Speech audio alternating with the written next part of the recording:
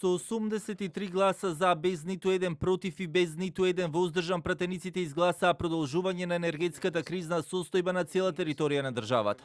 Но исто така и со 86 за, без ниту еден против и ниту еден воздржан, продолжена и кризната состојба на територија на град Скопје поради недостиг на топлинска енергија.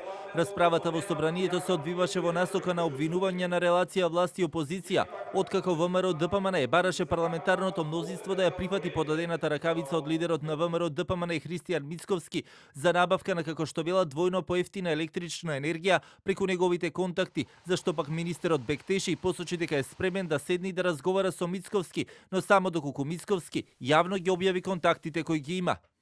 Целосно подадената рака од страна на опозицијата и планот и ресурсите кои што ги имат за надминување на ваквата криза од страна на власта не се прифаќаат и амблок се одбиваат се со цел да не се прикаже, односно да не се види неспособноста на ова парламентарно мнозинство и дека од страна на опозицијата се понудени соодветни мерки за надминување на оваа криза. Зборувате за контакти, еве уште еднаш ви повторувам, објавете ги контактите, јас лично ќе му се јавам ако треба на господинот Мицовски, ако не сака јавно да ги објави, нека ги достави кај мене, јас ќе ги објавам јавно, ако се најповолни, најниски, најдобри, до понеделник, до среда, пошто во ЕСМ може да ги достави до среда, во понеделник јас сум тука, може да ми ги достави мене, јас јавно ќе ги носам ако треба во ЕСМ.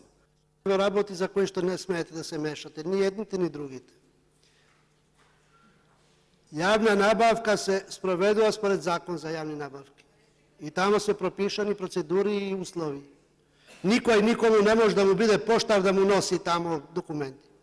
Има јавен повик, кој мисли дека исполнува услови, нека се јави на јавен повик по процедура која што е со закон. Да, собранието врши контрола и собранието си ги гледа извештаите на ревизијата. Но по извештаите на ревизијата има други институции што треба да постапат ако се наводите такви како што зборите. Не си ги мешате работите.